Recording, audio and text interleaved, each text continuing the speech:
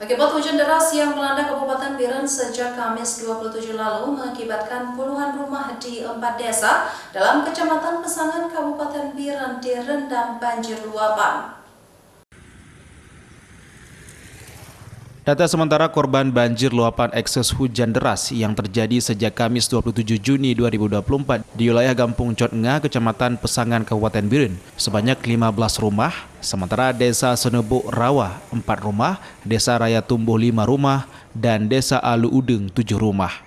Kondisi cuaca di Desa Alu Udeng, Kecamatan Pesangan, Kabupaten Biren dilanda hujan deras mengakibatkan terjadi luapan aliran air alur sungai yang berada dalam pemukiman penduduk dan membanjiri pemukiman warga.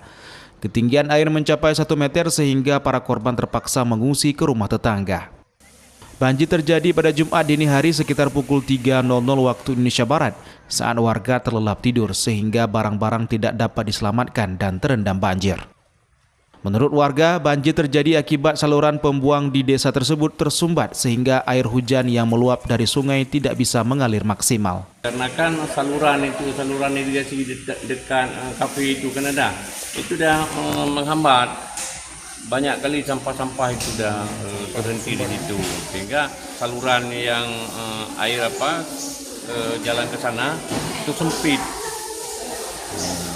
Mudah-mudahan ini dah ada yang bersihkan karena itu, karena Pak Camat pun nggak sampai ke sana. Rencana kamu sampaikan Pak Camat ke warga-warga itu.